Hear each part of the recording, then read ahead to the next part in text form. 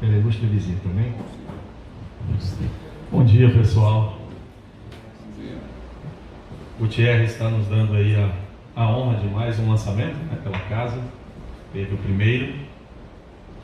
E esse de agora, o Espírito e a Palavra, fundamentos, características e contribuições da hermenêutica pentecostal. O Gutierrez é um colega, um amigo, que nós nos conhecemos inicialmente de forma virtual e posteriormente nós tivemos contato pessoal. E ele começou muito jovenzinho, escrevendo sobre teologia pentecostal, e eu me lembro que alguém ficou incomodado. Eu sempre lembro desse episódio, porque ele é interessante, né?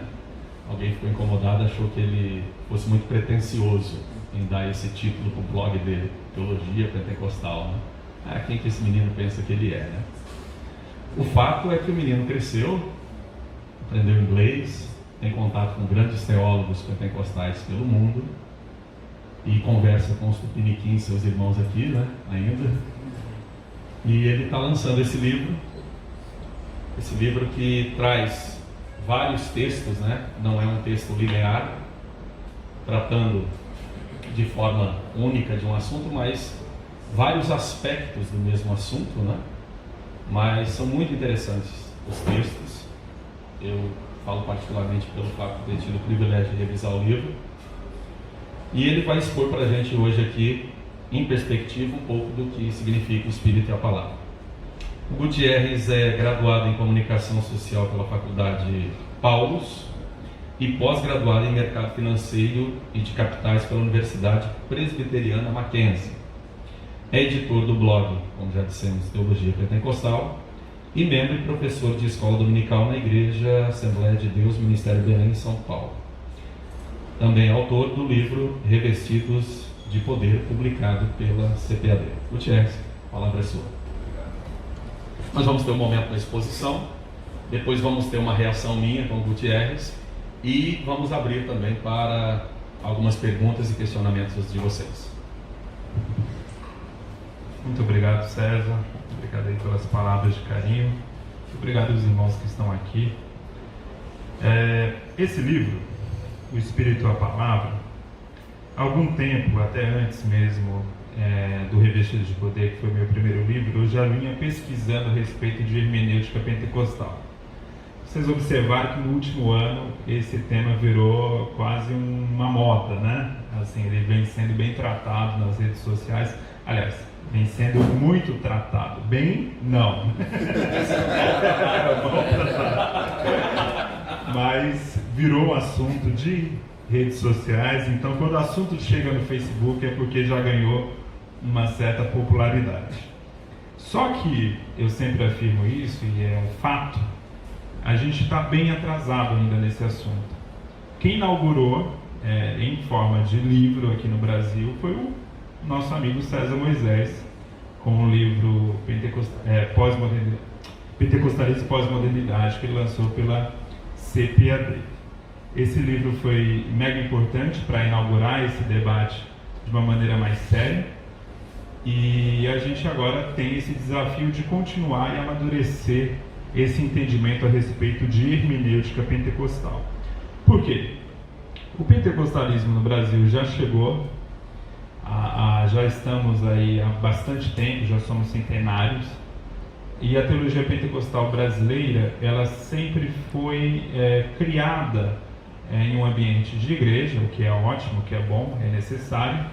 Só que essa teologia, ela precisa também dialogar com a academia, ela precisa também dialogar com outras teologias, precisa ter essa vivência mais, não diria mais séria, porque é claro que a teologia na igreja é extremamente séria, mas um ambiente que muita gente não está acostumado com o nosso modo de ser pentecostal. E o que o pentecostalismo tem a contribuir? Um incômodo que eu sempre tive, e aí esse incômodo vem de anos, ainda quando eu era pré-adolescente, é a ideia que o pentecostalismo só tem a contribuir na parte prática e não na teórica. Isso sempre eu detestei essa ideia. Por quê? Porque na parte teórica o pentecostalismo tem muito a contribuir. Eu dou um exemplo para vocês na relação da hermenêutica pentecostal, que é a questão da narrativa. Entenda aqui narrativa não como teologia narrativa dos emergentes ali da década de 2000. Não estou falando disso. Existiu ali um movimento chamado Igreja Emergente, que até já saiu de moda, que se falava muito em teologia narrativa. Não é isso que a gente fala. Quando a gente fala de narrativa, é encarar a narrativa bíblica, seja do Antigo ou Novo Testamento, como teologia. De certa forma, como lembrou o César ontem numa palestra, em alguns momentos a igreja cristã já encarou sim a narrativa como teologia. Um exemplo é a doutrina da queda, quando se lê Gênesis e se lê ali um relato narrativo como doutrina. Isso sempre aconteceu na história da igreja. A gente está falando aí do 3º, 4º, 5º século da história da igreja. Só que o pentecostalismo resgatou especialmente o principal texto narrativo do Novo Testamento, que é o conjunto Lucas-Atos. É o principal texto, é o maior texto narrativo no Novo Testamento. Então, o Lucas, o médico amado, o companheiro do apóstolo Paulo, ele é um teólogo muito importante no Novo Testamento. Ele desenvolveu uma teologia que deve ser explorada. Não é uma teologia apenas voltada ao Espírito Santo, é bom lembrar, embora esse seja um tema central na teologia de Lucas, porém ele trabalha também outros aspectos. Por exemplo, um aspecto bem interessante de Lucas é o aspecto como ele lida com os vulneráveis nos evangelhos, né? É o evangelho que mais destaca esse papel das mulheres, por exemplo, né? Do pobre. Então, o evangelho de Lucas e Atos tem um papel muito importante para a nossa leitura hoje como igreja. É claro que quando a gente fala da valorização de Lucas como teólogo, a gente não está dizendo com isso que os demais evangelistas, os demais apóstolos são menores, né? Ou que a gente quer lucanizar o Novo Testamento, né? Agora passaram a nos acusar disso, né? É uma acusação bizarra, ridícula. Por quê? Quando a gente fala que há um processo na Reforma Protestante de paulinizar o Novo Testamento, isso é um fato. A Reforma Protestante, ela basicamente se baseia em duas cartas do Novo Testamento, Romanos e Gálatas. O grande debate da Reforma Protestante, que foi a justificação pela fé, tem como base essas duas cartas. E aí, eu não quero com isso aqui acusar os reformadores de relapsos com o texto bíblico. Por quê? Porque não dá tempo numa vida só de você encarar todos os debates importantes. Naquele momento, havia um debate mega importante, travado contra a Igreja Católica, que nunca foi pelagiana na sua teologia oficial, só que na prática era pior do que Pelágio pregava. E aí houve esse conflito, esse resgate da carta tanto aos Romanos como Gálatas, que Lutero, Calvino e outros reformadores trouxeram uma contribuição muito importante para a história da igreja. Só que esse debate, e o problema disso é alguém abraçar uma ênfase, apesar de importante, e não avançar além dessa ênfase. E foi o que aconteceu na história do protestantismo. O protestantismo fincou as suas bases apenas na teologia paulina, que é mega importante, que é bíblica, que é necessária, a gente não está negando nada disso, só que parece que esqueceu um pouco aí dos evangelhos, parece que esqueceu um pouco de Atos dos Apóstolos, e por isso que houve na história do protestantismo uma resistência muito grande à questão carismática.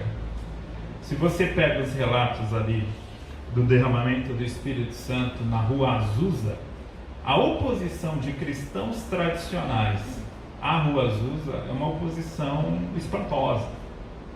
É uma oposição que eles atribuíam isso a demônios, atribuíam a bebida alcoólica, atribuíam uma série de coisas. Acusações absurdas que aconteciam contra o pessoal ali da rua Azusa, William Seymour e aquela igreja que ali se inaugurou. E aí o que acontece? No pentecostalismo, nós temos esse resgate da narrativa lucana, E nós começamos a trabalhar isso, especialmente de maneira mais acadêmica, a partir da década de 70, Lucas como teólogo, trabalhando com isso com algumas ferramentas, tanto do método histórico-gramatical, quanto também do método histórico-crítico, especialmente o método de análise das formas. Né? O que acontece? Você pega um teólogo ali, especialmente o Roger Stronstadt, que escreveu um livro em 1984, um livro chamado Teologia Carismática de São Lucas, que já foi publicado pela CPAD no ano passado. Eu fiquei muito feliz que o livro do Stronstadt foi publicado no mesmo dia do Revestido de Poder. Né? Eu fiquei muito feliz com isso, que para mim foi um marco histórico. Né? Um livro que demorou a chegar no Brasil, mas finalmente chegou. E é um livro que é um divisor de águas na teologia pentecostal, porque o Stronstadt faz um trabalho para mostrar Lucas como teólogo. Um exemplo interessante que a gente pode observar em Atos, para ver como Lucas enfatizava muito a questão do espírito de profecia, é você pegar Lucas capítulo 1. 3 personagens centrais da história de Jesus, que é a sua própria mãe, a sua tia, Isabel, e o seu primo, João Batista, e também mais um personagem, que é Zacarias, o seu tio. Todos eles manifestam o enchimento do Espírito Santo acompanhado de uma palavra profética. E isso acontece também em Atos 2, aí já não com indivíduos, mas com um grupo, a igreja. Então você vê esse cuidado de Lucas inaugurando 2 fases da sua história com o derramamento do Espírito Santo, com pessoas que, a partir desse derramamento, se acompanham a falar em línguas ou a profecia, né? Na primeira fase, sendo a profecia.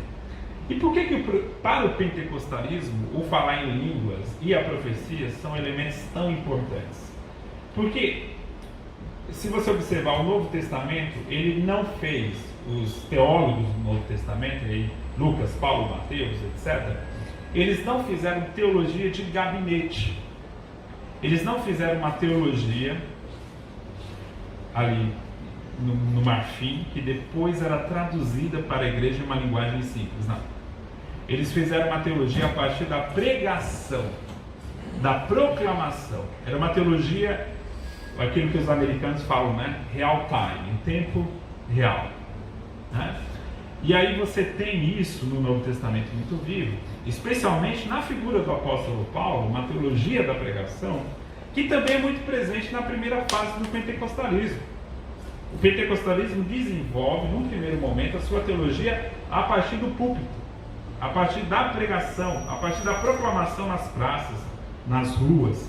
E daí que nasce um lema da teologia pentecostal, que é aquele lema: Jesus salva, Jesus cura, Jesus batiza no Espírito Santo, e Jesus é o rei. Eu acho interessante essa ênfase. Jesus é o rei que breve vem. Então, é uma ênfase inclusive na ideia do reino de Deus. E o pentecostalismo desenvolve essa mesma trajetória de fazer teologia a partir da pregação, que estava presente na igreja primitiva. Por quê? Porque o que toca o coração do homem é a proclamação da palavra. E isso sempre esteve presente no pentecostalismo. A gente ama a liturgia, eu amo liturgia, eu amo a beleza de um templo bonito, né? Mas tudo isso edifica o homem que já tem fé. Agora, dificilmente isso vai converter um homem incrédulo. O que vai convertê-lo é a palavra, é a proclamação da palavra. E é algo que sempre esteve presente no pentecostalismo. Então, no meu livro eu faço esse panorama histórico. É claro que eu vou louvar aqui a atitude do Roger Stronstadt, que é um divisor de águas, sim, no pentecostalismo. Mas ele não é o único. Há um trabalho sensacional feito pelo William Menzies e pelo Robert Menzies. O William Menzies já falecido, o Robert, o seu filho, que prefaciou meu livro, que foi um privilégio muito grande.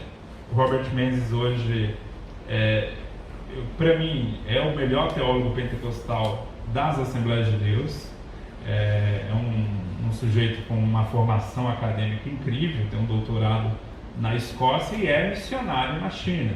Então você vê a essência do pentecostalismo, né? Você tem, ele não ficou preso, né, à academia, embora pudesse, embora tivesse uma formação para isso, e foi lá evangelizar os chineses, né? Ele está na China até hoje. Então, você tem aí a essência do que pode ser a nossa academia pentecostal, uma academia que, além de ser rigorosa, além de ser uma academia muito bem preparada, dialogando com o melhor da academia evangélica, o melhor da academia cristã de maneira geral, também sendo uma academia que vai para as ruas e vai evangelizar e vai falar com as pessoas vulneráveis e vai evangelizar os necessitados, vai falar com o bêbado que está caindo ali na porta da igreja e vai trazer essas pessoas para o Evangelho de Jesus Cristo. E no meu livro eu vou trabalhando então essa questão histórica da hermenêutica pentecostal, mas isso é só a primeira parte do livro. Depois eu vou defender o que seria uma hermenêutica pentecostal. Por exemplo, eu não posso e não poderia deixar de falar no livro de experiência. A experiência é um elemento essencial na teologia pentecostal. Quando a gente dá ênfase na experiência, é bom falar isso, porque isso vai para o YouTube depois, né? A gente não está falando que a experiência está acima das Escrituras. Jamais. A Escritura sempre será a nossa base de fé, né? A nossa, aquilo que os reformadores chamavam de regra de fé e prática. A Escritura sempre será assim. Porém, isso não quer dizer que, a partir da Escritura, Deus não fale mais com o homem por outras maneiras. Deus continua falando, Deus continua atuando no mundo. Embora toda essa fala, né, nós devemos analisar a partir dessa base que é a Sagrada Escritura. Mas Deus continua atuando. Nós não servimos a um Deus deísta, a um Deus que deixou lá atrás um mundo feito, né, um povo formado, o povo de Israel, e um livro e depois foi embora dormir. Não, ele continua atuando na história. E é justamente por acreditar em um Deus que intervém que nós acreditamos que há hoje profecias, que há hoje línguas, que há hoje interpretação de línguas, que há revelações em sonhos. E eu acredito que todo mundo aqui, que seja pentecostal, já teve uma experiência com isso, né? Ou você teve, uma pessoa muito próxima de você já teve essa experiência. Então esse é o grande diferencial da teologia pentecostal. Eu falo aqui em um dos capítulos que a nossa hermenêutica é uma hermenêutica sobrenatural, ou sobrenaturalista, que valoriza muito o sobrenatural. Eu sei que tem uma discussão técnica que se a palavra sobrenatural seria mais adequada ou não. Eu sei que tem essa discussão, estou ciente dela, só que eu uso aqui porque é uma palavra que as pessoas vão entender o que eu quero dizer, né?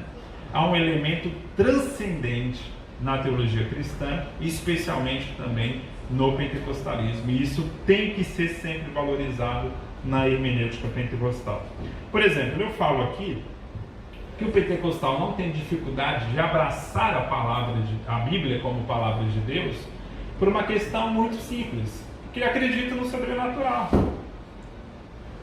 Ele não precisa de muitos argumentos técnicos, de dizer, não, a Bíblia ela é a palavra de Deus porque ela relata um episódio histórico X, esse episódio histórico foi já descoberto na história que de fato aconteceu exatamente como a Bíblia diz. Antes de tudo isso, embora o pentecostal goste de ouvir esse tipo de relato, ele não depende desse tipo de relato para crer que a Bíblia é a palavra de Deus.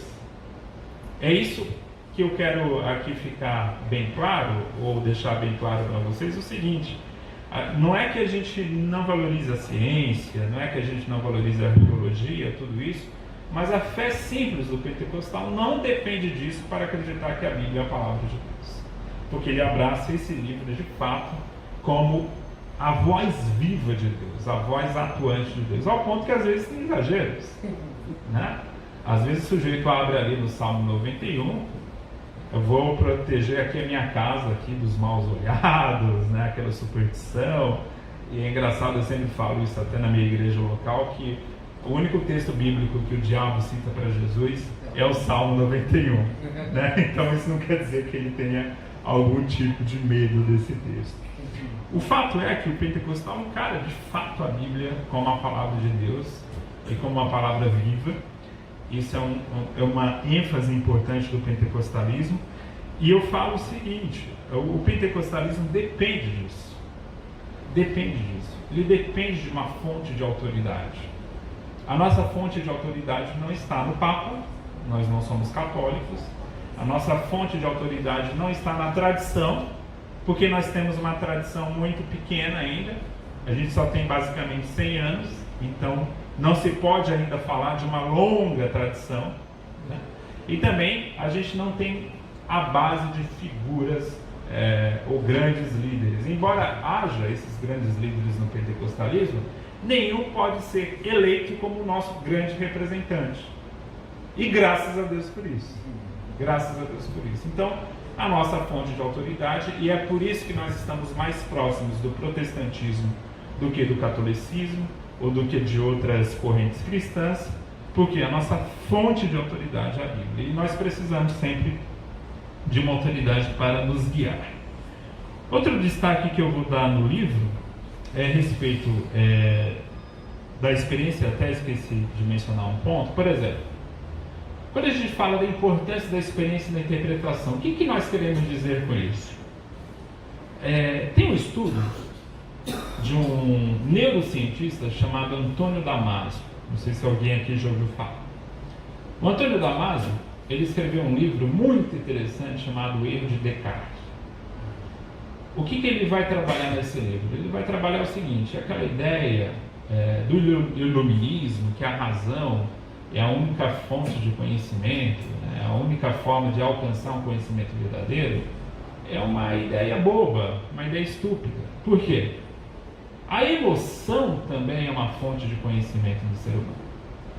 O Antônio Damasio, ele dá um exemplo de um sujeito no século XIX que trabalhava numa linha de trem e ele sofre um acidente de trabalho, um pedaço de ferro fica fincado na sua cabeça e com isso ele perde uma parte do movimento no cérebro que é responsável pelas emoções.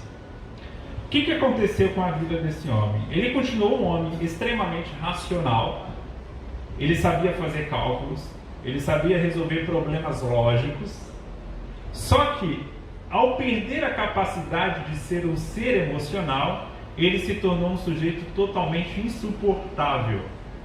Ele não tinha mais convívio social, ele passou a xingar as senhoras, ele era um sujeito educado e passou a ser um sujeito bruto, um sujeito indelicado.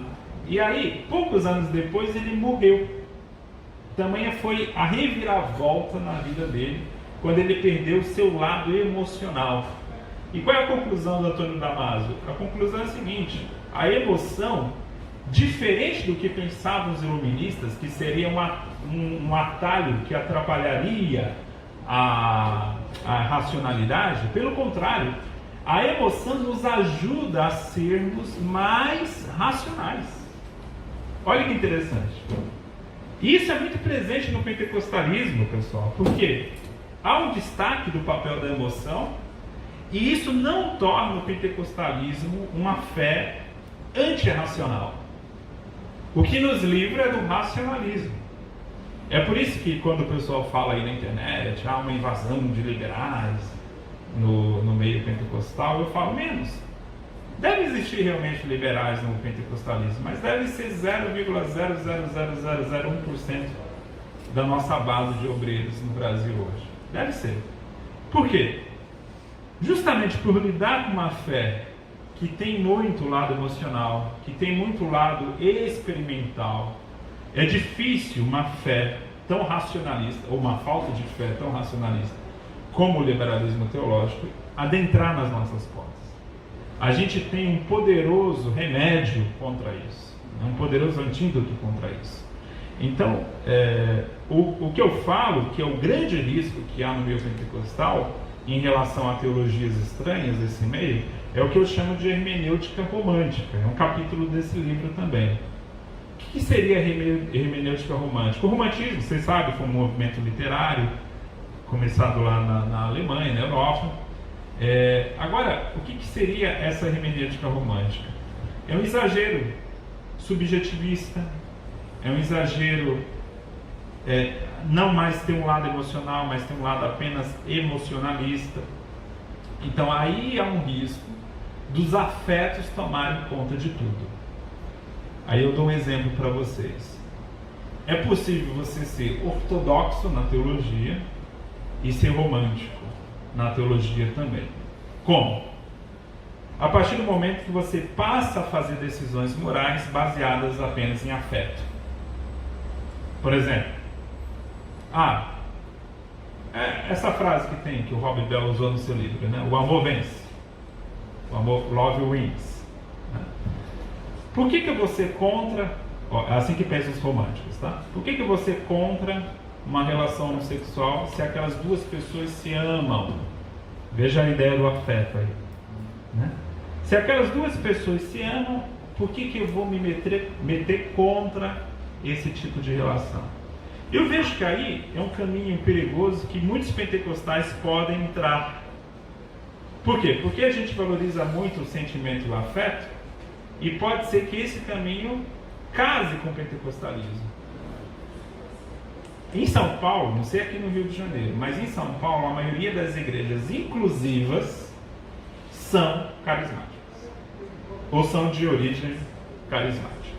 Então assim, aquele liberalismo alemão, iluminista, lá do século XIX, que nega milagres, que nega o sobrenatural, que nega isso, que nega aquilo, que nega tudo, que é cético por natureza, esse aí não entra no nosso meio. Mas esse tipo de vivência romântica, em que olha o sentimento e a afeição como o parâmetro para julgar tanto a racionalidade como a moralidade, isso aí pode sim entrar no nosso meio. E a isso nós devemos estar vigilantes, né? E aí esse alerta eu faço aqui no livro. Então a gente deve tomar cuidado com aquilo que o Dalrymple, que é um pensador, um psiquiatra inglês, chama de sentimentalismo tóxico. Um sentimentalismo muito exagerado. O sentimento tem que estar no nosso meio, mas nada exagerado. Nada que é exagerado é bom, né, pessoal? Nem racionalidade exagerada vira racionalismo, nem sentimento exagerado vira sentimentalismo. Eu gostei muito de uma definição de um teólogo peruano chamado Bernardo Campos. Peguei o livro ontem e devorei metade já do livro.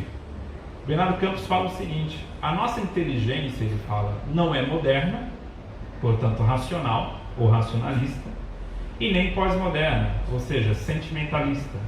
A nossa inteligência é uma inteligência espiritual, que vai além disso. E ela vai além disso e consegue agregar os dois, consegue agregar o sentimento e a razão. Eu gosto também de uma outra frase do John Milbank, que é um teólogo britânico, e não muito conhecido ainda no Brasil. O John Milbank fala, né, de certa forma, se a gente vê a era pré-moderna, a era moderna e a era pós-moderna, todas elas derivam de alguma ideia cristã. Todas. O pré-moderno tinha bases no cristianismo, o moderno também, e o pós-moderno também. E aí ele conclui: isso quer dizer o seguinte, que o cristianismo supera tudo isso. Supera tudo isso. Como cristão, eu não sou nem pré-moderno, nem moderno, nem pós-moderno. Como cristão, eu posso pegar aspectos positivos do pré-moderno, aspectos positivos do moderno e aspectos positivos do pós-moderno. E jogo fora o que não presta. É possível? É.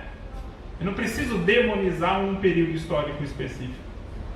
Há coisas ruins no pré-moderno? Há, como há no moderno e como há no pós-moderno. O período moderno foi responsável por coisas terríveis como fascismo, comunismo, Primeira e Segunda Guerra Mundial. Tudo ali era a ideia de progresso indefinido, era a ideia de, vamos vencer pela racionalidade. E o que causou na humanidade? Uma desgraça chamada bomba atômica. A bomba atômica é um símbolo da era moderna. E matou milhares e milhares de pessoas. Então, nós temos esse processo. Como cristãos, nós estamos acima disso. Assim como nós estamos acima das ideologias. E aqui, no capítulo então, de hermenêutica romântica, eu comento isso. Então, esse capítulo é um tanto apologético, talvez seja o único capítulo apologético. Então, nós aqui não somos contra a apologética, tá?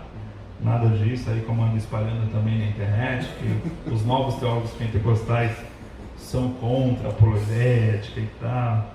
A gente é muita coisa, viu? Mas talvez não seja isso não. Eu comento aqui naturalmente sobre o batismo no Espírito Santo, sobre o neopentecostalismo. Qual é a diferença principal da hermenêutica pentecostal e a hermenêutica neopentecostal? Ambas trabalham com narrativas. Ambas. O neopentecostal também gosta muito de narrativa. Só que a grande diferença é que o neopentecostalismo não sabe trabalhar o processo de continuidade e descontinuidade entre Antigo e Novo Testamento. Essa é a grande dificuldade de interpretação da Bíblia feita pelo neopentecostalismo. É por isso que ele lê as promessas de prosperidade que de fato existem no Antigo Testamento para a nação de Israel e transporta isso para a igreja hoje. Ele não sabe fazer esse balanceamento. Então, é um capítulo aqui que merece também ser lido com atenção. Em um outro capítulo eu comento aqui a respeito da teologia reformada. Eu bato um pouquinho aqui nos reformados, para a alegria de vocês, né? Ou da maioria de vocês, o Robson não. Mas o que eu falo aqui? Qual o problema?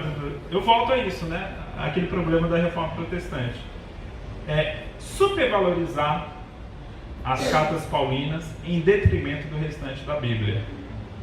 É o que o Robert Menzies chama de o cânon dentro do cânon. Você elege uma parte da Bíblia como mais importante do que as demais. Se de fato acreditamos na unidade da Bíblia, e nós acreditamos aqui, então nós devemos valorizar toda a Escritura como palavra de Deus, igualmente importante.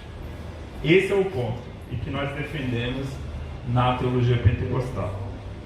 E na hermenêutica reformada há um problema também, que eu comento aqui no livro, e o César já comentou isso também em seus livros, que é uma desconfiança excessiva do sobrenatural e da chamada mística.